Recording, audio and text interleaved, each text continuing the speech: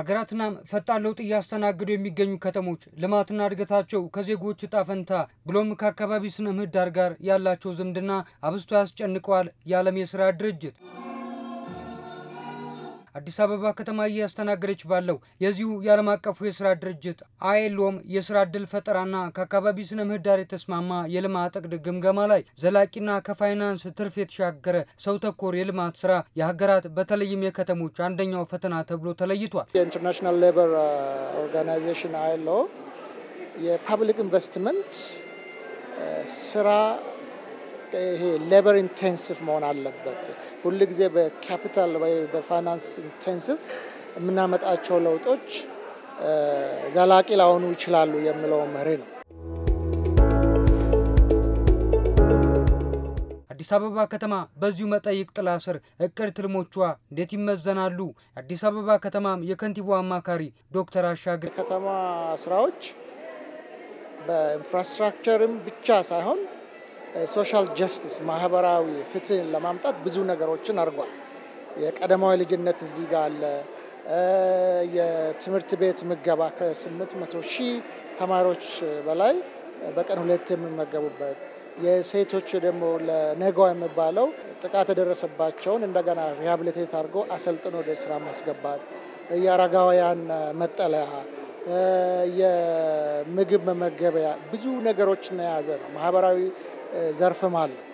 ስለዚህ የከተማዋ ስራዎች ላለፉት አመትና ከዛ በላይ የሰራቻቸው ስራዎች ይሄ አይኤልኦ የሚያወራውን በትክክል ወደ ስራ የለወጠ ነው። ፈጣን ለውጥ ብርቱ መሽቀዳደም መልኮቿ የሆኑ ባሉት አሁናዊት ዓለም የዜጎች ጥቅም ፍትሃዊ ተሳትፎና የሥራ ዕድል ከፍ ብሎ የሚሰሙ የትውልድ ጥያቄዎችም ሆነዋል። የዓለም የሥራ ድርጅት ይህንን አጉልቶ ማስተጋብቷል። በስሟ በሚጠበቅ አህጉራዊና ዓለም አቀፍ ኃላፊነቷ ልክ ውብ ተመራጭና የቀረው ዓለም አይን ማረፊያ ለመሆን ስራ የበዛባት አዲስ አበባ ከተማ የትውልዱ የመጠቀም ጥያቄዎችን ከለውጦቿ እኩል እያስተናገደች ይሆን?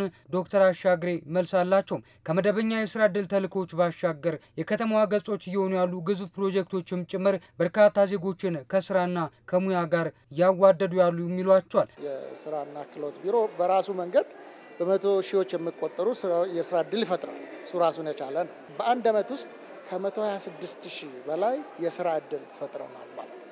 ከዚህ ውስጥ ወደ 19.5 የሚጠጉ መደበኛና ይሄ ፐርማነንት የሆኑ ስራዎች ናቸው። ደግሞ እነኚህ ስራዎች ከተጠናቀቁ በኋላ ደግሞ ሌላ ቋሚ ስራ ይፈጥራሉ ማለት ነው። በአይኤልኦ ፍሬምወርክ ስራዎቻችን ሌበር ኢንቴንሲቭ ናቸው። ድጋፍ የሚሹ ዛሬን ተግተው የነገ ሀገርን የሚያንጹ ወጣቶች ደግሞም የአዲስ አበባ ልማት የከተማዋ ተሻጋሪ ትልሞች ዋነኛ አቅም ሆነዋል። እንዳማካሪው በተለይ ወጣቶች ላይ ነው ትኩረት እያደረገ ያለው። ወጣቶችና ሴቶች የፈጠርነው ስራ ከ80 እስከ 85% ለዚህ ኤጅ ግሩፕ የሚሆን ነው። ለምን የስራው ጸባይ ራሱ ይሄንን ነው የሚያበረታታ። ከተማችን አይኤልኦ ያስቀመጠውን ፍሬምወርክ በሚገባ ስራ ላይ ያዋለ ስራ ብቻ ሳይሆን ደግሞ መልካም ስራ ሰዎች እውቀት የሚያገኙበት እና ለሀገራቸው የሚተርፉበት ስራ እየሰሩ ነው ማለት ነው።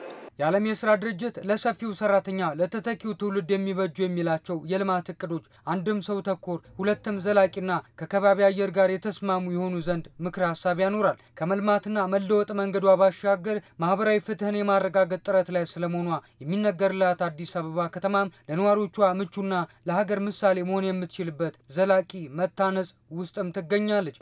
የፐብሊክ ኢንቨስትመንቱ ያሉትን ችግሮች በዘላቂ መልክ ለመፍታት እየተደረጉ ያሉት ወይ ደግሞ በሜን ኮሪደር ላይ ነው። ኮሪደር ጠበብ ይላል።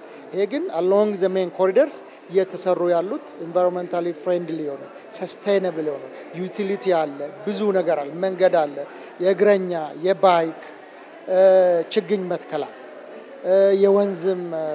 የወንዝና ወንዝ ዳርቻ ልማትም አለ።